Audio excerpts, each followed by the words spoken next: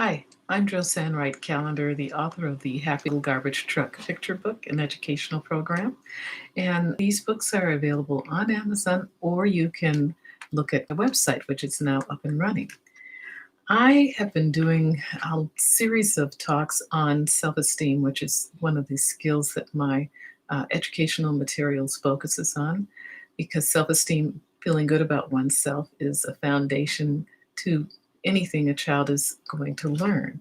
And as parents, teachers, and adults, we are the models of that to our children.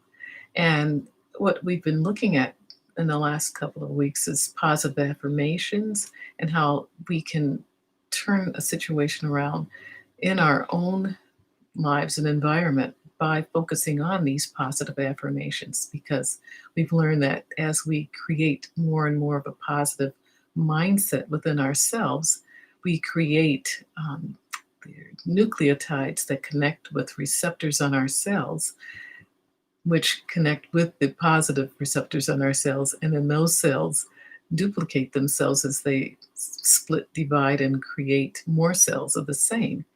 On the other hand, we can create a lot more negative receptors available in our bodies through the thoughts that we think if our thoughts are negative. So today we're going to talk more about how can we keep a positive mindset and keep from going down negative street, as I call it, keep ourselves um, in a positive state of mind, because the negative self-talk that we mentioned yesterday can create too much of the negatives in our minds. So we're going to look at how can we manage our thoughts, because no matter what, we do have the ability to control our own thoughts.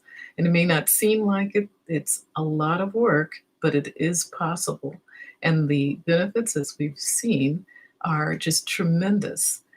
I don't want to go into the detriments of having the negative self-talk, or the negatives become like a part of your everyday life, because they're widely researched and reported on. But our talk today is on how can we keep from going down negative street. So we want to keep our thoughts positive and avoid being taken captive by those negative thoughts. So how do we build this fortress around our thoughts so we can stay in a positive mindset? Well, a few more tools from Travis Bradberry's article, How Successful People Stay Calm, can give us some ideas of how one can do this. And I thought it was a brilliant article, which is why I decided to dissect it and look a little more carefully into it. One thing he mentioned was reframing our perspective. And sometimes our stress comes from how we're thinking. And if we actually take a step back, we can see what type of negative self talk we might be using in a situation. And remember, yesterday I said if you could just write down what is that thought that is coming up in your mind, so that you can use a laser like tool of reframing that particular phrase or thought into something positive. So, one thing that I thought today would be great to talk about to continue that conversation is to avoid using words like always, never, or everything. And these are like superlatives that are like over extend what really might be happening into another realm. And when I was taking tests, preparing for the SAT and then later the MSAT, the instructors kept mentioning to us that every time we saw these words on a multiple choice test, it was wrong. So we could just cancel that one out and go on to the other three choices and see which one comes closer to a true statement. It's somewhat the same, maybe exactly the same in our lives. When we say always, never, or everything, think of it about it as like, okay, this can't be always in this, just cancel that out of your thought, because it's just too overbroad. So, does it always happen that you get stuck in traffic? Probably not. But you think about it more when you're in traffic and you do get stuck. So, it's just a way that we've used these phrases to kind of um, emphasize what's going on in our lives. But if we do this to the degree that it becomes part of our regular routine or a regular conversation, it's a good idea to just kind of check yourself when you say any of these three words, because you could be setting yourself up for more of a stressful situation. And in keeping with that, contractions can be dumped, like don't, can't, aren't. They're just, if you take that, and of course, sometimes these words do fit into the condition or the situation, but if we just kind of monitor our speaking to see if we're not using these words too much regarding our children.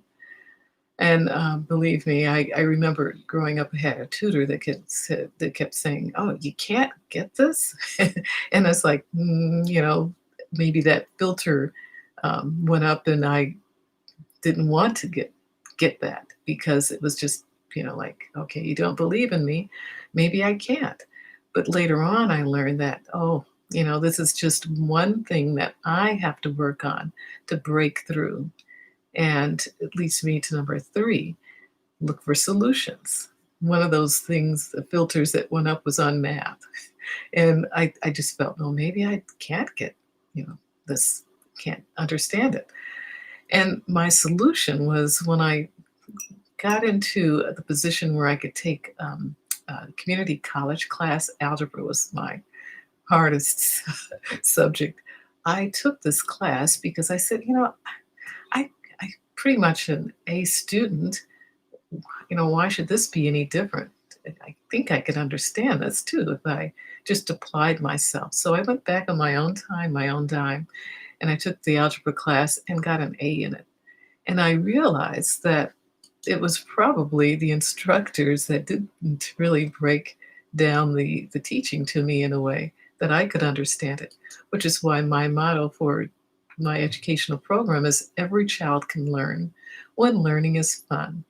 And I had an instructor in algebra that was, I think he was from uh, another country, either India or Asia. I can't remember really right now, but he just did it in a very simplistic way. So look for solutions, and if you are working with your child on a topic or subject area that they're having difficulty with, look for how they learn best. It could be handling materials, it could be looking at how you solve the problem visually, or it might be a combination of hearing a visual representation of how to do the problem and also handling it themselves, like breaking cubes apart or whatever. But anyhow, look for solutions, and it happens that way in our lives too. Instead of getting stuck in this can't ever happen or I'm always or never, look for a solution for yourself.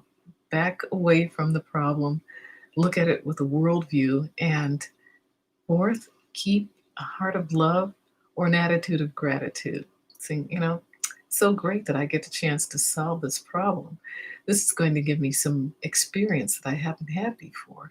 Just look at your situation and see what the good that you can find in it that actually might help you become better in another situation later on.